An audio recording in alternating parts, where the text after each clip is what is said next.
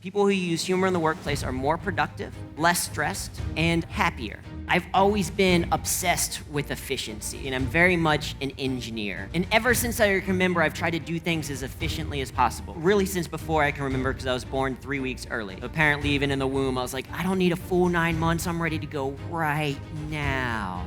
Let's do this, Mom. You guys would have heard about that if I came out like that, right? In school, I decided that smart for me was getting a 93% in all of my classes, because a 93% was the lowest grade you could get and still get an A. It got to the point that if I got a 94, 95, or a 100%, I was upset because it meant that I did more work than I had to do.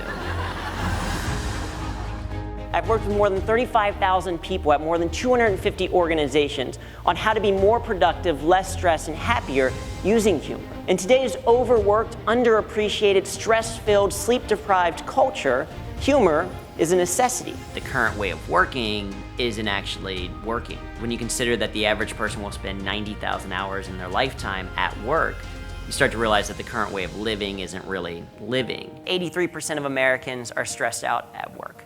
55% of Americans are unsatisfied with their jobs, and 47% of Americans struggle to stay happy. Of course, it's even worse in Disney World, where statistically, only 1 out of 7 dwarfs are happy.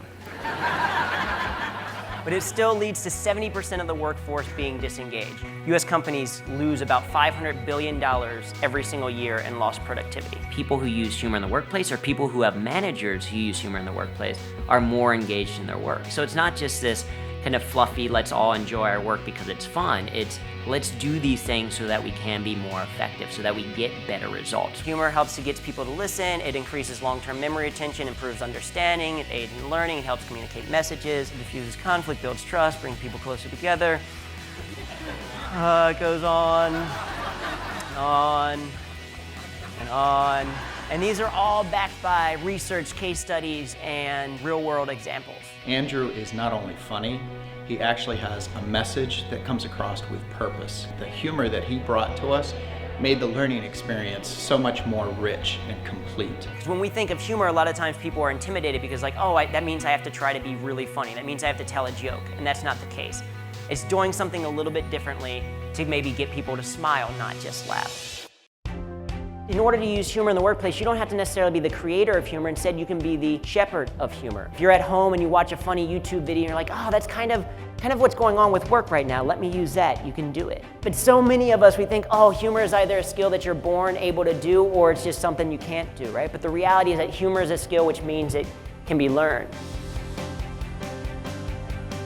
Part of the power of the programs that I bring is that, one, they're gonna be fun, right? People are gonna enjoy it, they're gonna have a good time, but more importantly, they get permission to use humor and they see the power and the impact that it has on an organization. It doesn't matter your age, your income, your perspective, your personality assessment, your senior superlative, or your celebrity doppelganger. Anyone can learn to be funnier. And it all starts with a choice to try to find ways to use humor, a choice to be like my grandmother, to look at the world around you and think, WTF. Wow, that's fun.